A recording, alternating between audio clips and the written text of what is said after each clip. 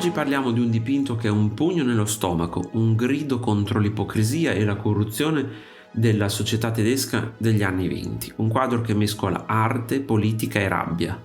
I pilastri della società di Georg Gross, realizzato nel 1926. L'artista nacque a Berlino nel 1893, fu uno degli artisti più lucidi e corrosivi del suo tempo, capaci di trasformare la pittura in un'arma politica.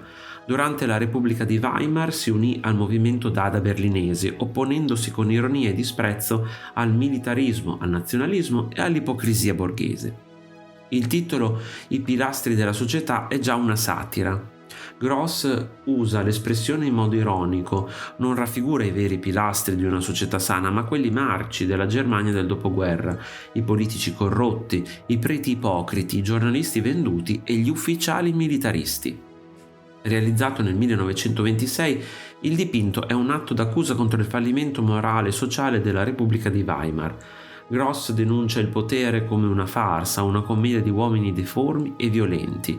L'opera diventa un manifesto della nuova oggettività, movimento che sostituì la visione idealista dell'espressionismo con una rappresentazione cruda, fredda e disillusa della realtà.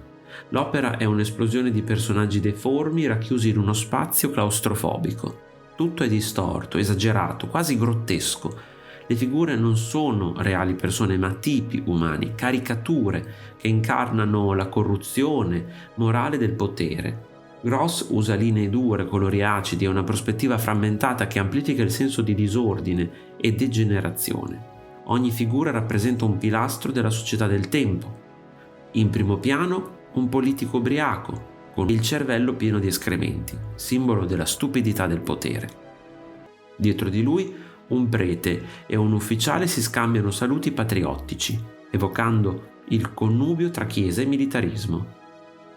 L'artista era inorridito dal fatto che i religiosi appoggiassero un regime che infrangeva qualsiasi principio del cristianesimo. In alto un giornalista con la penna insanguinata scrive propaganda invece di verità.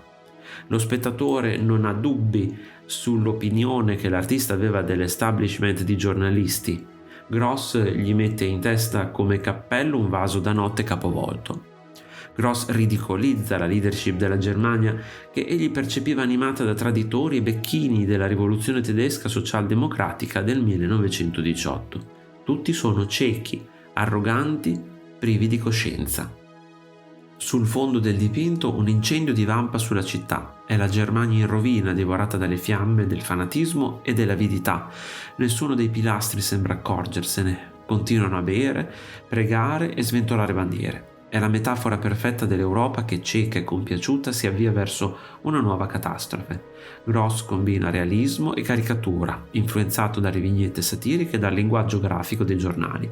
Il suo tratto è tagliente, quasi violento. Ogni figura sembra disegnata con rabbia. La pittura si fa politica visiva, una cronaca impietosa della stupidità umana.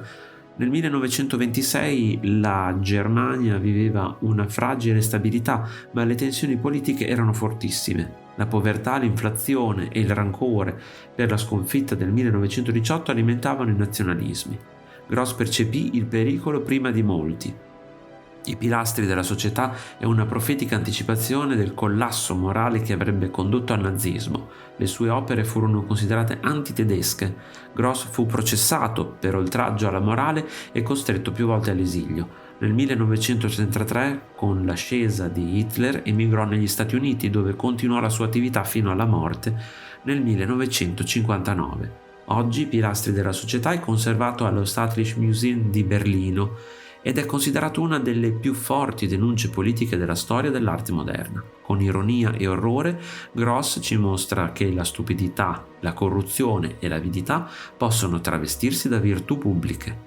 Un quadro che a quasi un secolo di distanza parla ancora al nostro presente.